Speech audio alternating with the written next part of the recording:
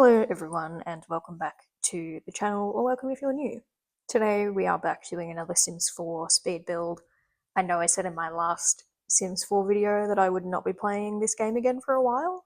I did mean that. I meant I'm not going to do any gameplay for a while. I should have made that more clear. I'm fine building in the game and making families and stuff, but once it gets to actual gameplay, it is so broken for a game that I have spent so much money on that it aggravates me. However, I do find the building to still be fun. And I think I also mentioned that I wanted to look into Paralives as well. It is still a buggy game at the moment, which they are on top of fixing the bugs like crazy. It's wild to me that such a small team, a small independent team, could take care of their game better than a major company. So yeah, still looking into buying Paralives maybe within the next few bug fixes they do.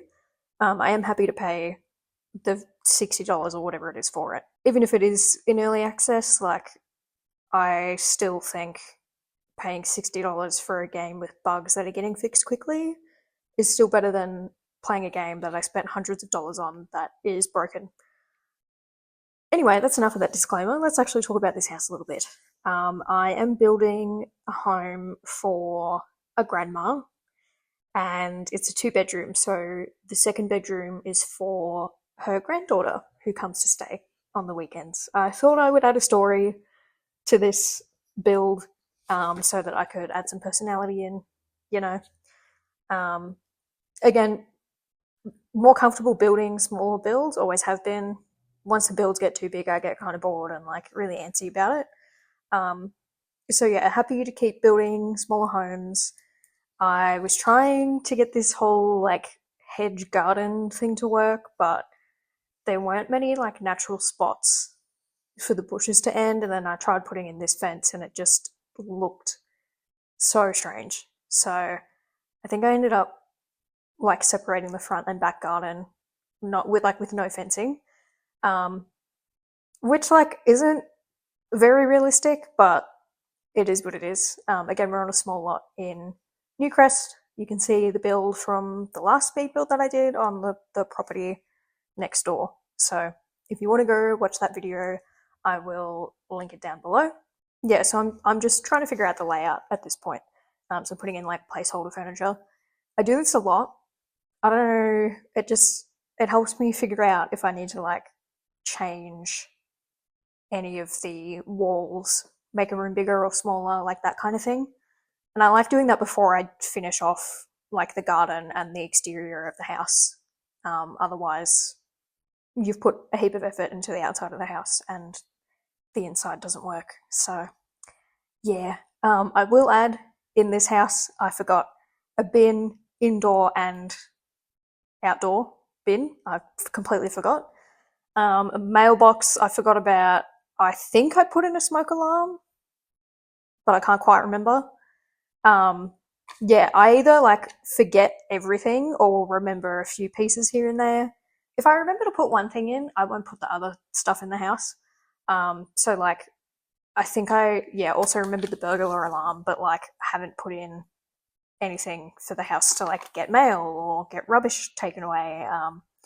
So yeah, I was trying to cover up that, I don't know if you can see it, the little like stair railing pokes through the wall, and I've not had that happen like that before. So the back porch stair railing is coming in through the kitchen, and it obviously shouldn't be doing that. I don't know, I feel like this house kind of does look like a grandma's house. Like, it's a bit chaotic, a bit more cluttered than my last build. It's got more mismatched furniture, which I don't know about you guys, but you know, the old people in my life just have mismatched furniture. I think similar to me, you get older, you don't really care anymore. Yeah, so doing grandma's bedroom, I gave her a nice bed, gave her little paintings on the wall. I think I put a TV in here as well. I take forever to pick out rugs. We've seen that, so I did very well here, picking one or two colours and then settling on a rug. Very rare for me. Moving on to the bathroom. I feel like this is a very common like old house thing too. I don't know if it's outside of Australia, but at least for us, we have like stone flooring in some of the bathrooms of houses from like, I don't know, 2000s, 90s. I don't know. Anyway, this is the granddaughter's bedroom. And I will say, I forget to put curtains in this room and this room only, which is so frustrating when I'm looking at the pictures at the end of this video, but it's fine. But yeah, I thought I'd give her like a little reading nook as well. So I'm just trying to figure out the layout of that at the moment. I figured this granddaughter might be like a bit more quiet, bit subdued. You know, she's an only child. I feel like only children can be a bit quieter because they're not getting picked on all the time. I think if there was more than one grandchild, it would be a bit rowdier, you know. But yeah, just onto the backyard now, and I do a very similar thing with the hedges, just to sort of carry it over from the front of the house. Add a big tree in. It's a good way to take up space. Little garden boxes for grandma if she wants to plant her seeds, her various seeds. She can grow her veggies. Little outdoor area, which is a bit more casual. Again, low maintenance for granny. And then I'm going through and doing like the final detailing of the dirt under the house, which I like to do to make it look a bit more lived in. So yeah, going on to the screenshots now. I appreciate you watching this far, and I'll see you in the next one.